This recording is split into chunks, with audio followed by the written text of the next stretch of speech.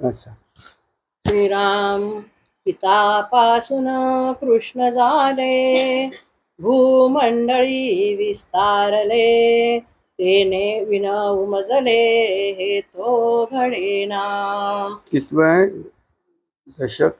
15वा 6वा समास. आता ह्याची तिसरी ओवी आहे, ती वाची तिसरी. श्वेता श्वेतास गाठी पडता, मध्ये कृष्ण मिश्रित होता, यलोक सार्थकता होत आहे. ठीक आहे. या समासाचा अर्थ काय असेल तो आहे.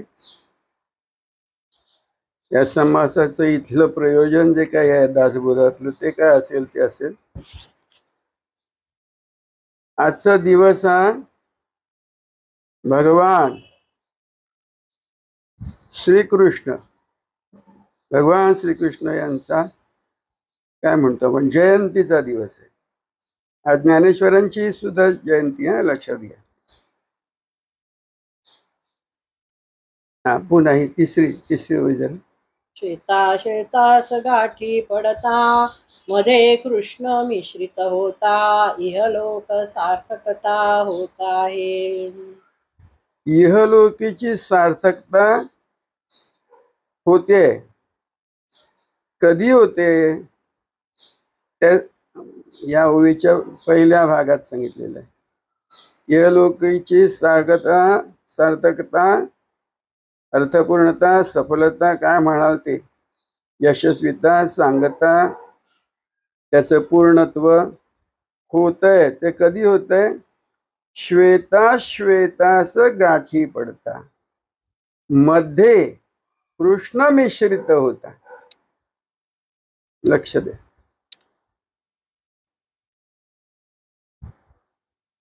हे इहलोकाचं जे काही निर्माण झालेलं दिसतंय ते कसं काय आहे?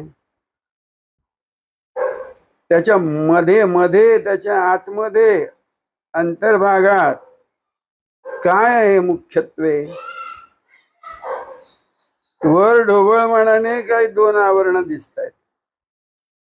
श्वेत आवरण दिसतंय आणि अश्वेत आवरण दिसतंय. बरोबर? तुम्ही काय अर्थ लावा. हे काय दृश्य म्हणून जे निर्माण झालेलं आहे, जे दृष्टीला दिसतंय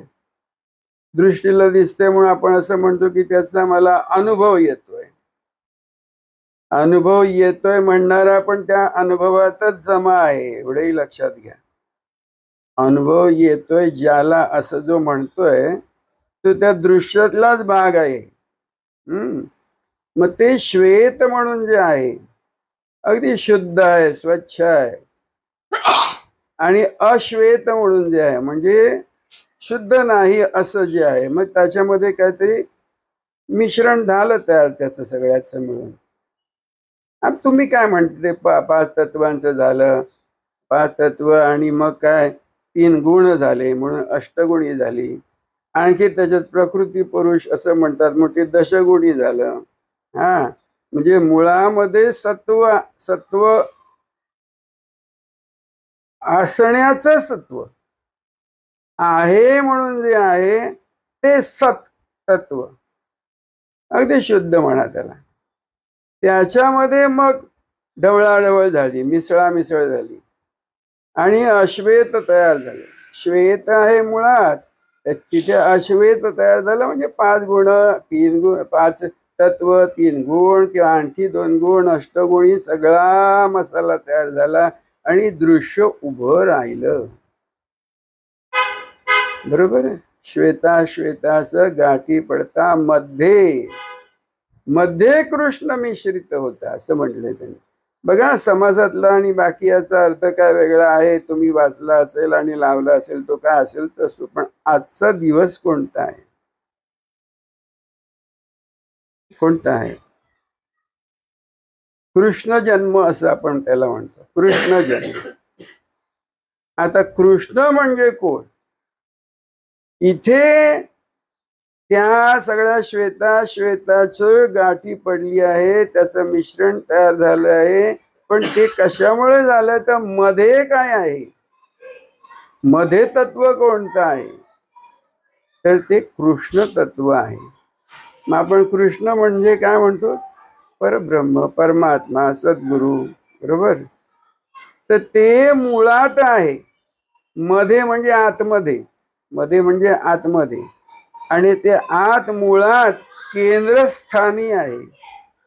केंद्रस्थानी म्हणजे मध्यभागी आहे, आणि त्याच्या अवतीभोवती हे सगळं उभं राहिलेलं आहे, बरोबर आहे.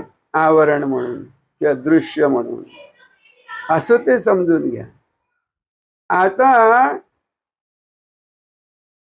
ते परब्रह्म बघा, भगवान श्री कृष्ण आहे, तो भगवान आहे, प्रकाशमान आहे अगदी, आणि श्रीमान आहे, सगळं ऐश्वर्य सगळं काही त्याच्या ठिकाणी आहे. पण ते भगवान असणं, ते श्रीयुक्त ऐश्वर्ययुक्त असणं, हे सुद्धा त्या श्वेत आणि अश्वेतामध्ये जमा होतं त्याच. आणि मध्ये तो कृष्ण जो आहे ना, कृष्ण शब्द, मला त्या कृष्ण शब्दाची सुद्धा मोठी गंमत आहे बघा. कृष्ण म्हणजे कुछन, कुछन म्हणजे काही नाही, तिथे गुणवार्ता नाही. अगुण, अगुणी अष्टदा प्रकृती असं काही ठिकाणी म्हटलं. अगुण म्हणजे निर्गुण,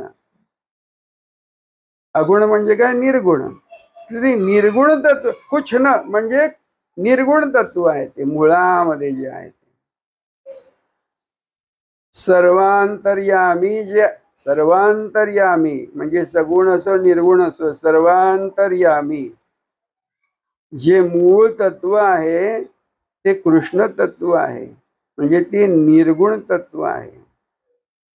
तेव्हा तुम्हाला सगळ्यांना अध्यात्माचा जो आधी आत्मा म्हणून जे आहे त्या तत्वाचा शोध घेताना हे वर म्हणजे बाहेर जी काही आवरण उभी राहिलेली दृश्यातली अगदी शुद्धातिशुद्ध असतील आणि सबळ शबल अशी तयार झालेली, काय म्हणा त्याला, श्वेत अश्वेत अशी जी आहे, सगळं जे काय आहे ते त्याच्याही मुळाशी म्हणजे त्याच्या पलीकडे मुळाचे मूळ जे आहे ते कृष्ण तत्व आहे. तेच सर्वात मिसळलेलं आहे, तेच सर्वात मिसळलेलं आहे अंतर्यामी केंद्रस्थानी, आणि पुन्हा सर्वात मिसळलेलं ते एकमेव आहे. म्हणून त्याला भगवान म्हटलेलं आहे, म्हणून त्याला श्रीमान म्हटलेलं आहे. सर्वाच ऐश्वर्य ते मूळ तत्वच आहे, ऐश्वर्याचं ऐश्वर्य बघा. तर ते कसं आहे तत्व, त्याला आपण मूळ ज्ञान म्हणूया, मूळ ज्ञान म्हणूया. आमचे महाराज त्याला म्हणतात बालज्ञान. श्रीकृष्ण म्हणून नेहमी त्या काय म्हणतो आपण, अगदी शिशु बाल म्हणजे त्याचं जे रूप केंद्रस्थानी आहे ना ते बिंदू मात्र आहे, म्हणून त्याला बालकृष्ण असे म्हटलेलं, बालकृष्ण असं म्हटलेलं. बिंदू रूप आहे, शिशुरूप आहे. म्हणून ते श्रीकृष्णाचा जन्म म्हणजे काय, जो कुछन आहे म्हणजे काहीच नाही असं आहे. मग काहीच नाही आपण त्याला आपण काय म्हणू, त्याला तो अजन्म आहे. तो जन्म आणि जन्मत नाही म्हणून त्याचं मरण, त्याचं काही मरण कल्पनाच त्याला शिवत नाही. मग जन्म आणि मरणाच्या कल्पनेशिवायचा तो अजन्म आहे, अनबॉर्न आहे, अनादी आहे. त्याच आदी अनादी, आदी नाही म्हणून त्याला अनादी म्हटलेलं आहे, आणि म्हणून तो अंत, त्याचा अंत त्याला स्पर्शतच नाही, आहेच आहे. असं ते भगवान श्रीकृष्ण तत्व आहे, जे सर्व चराचर व्यापी आहे, म्हणजे अनंत ब्रह्मांड त्याच्यामध्ये सामावलेली आहेत. म्हणून ते सद्गुरु तत्व आहे. सद्गुरु तत्व, श्रीकृष्ण तत्व म्हणजे सद्गुरु तत्व.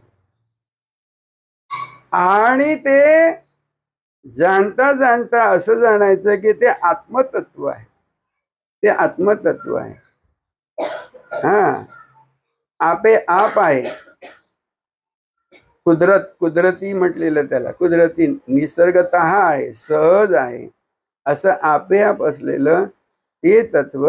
आता ते जन्म मरणाच्या पलीकडचं आहे. मग त्या एक कल्पना घेतली जन्माची, म्हणून जयंती म्हणायचं, जयंती उत्सव आजच्या दिवशी.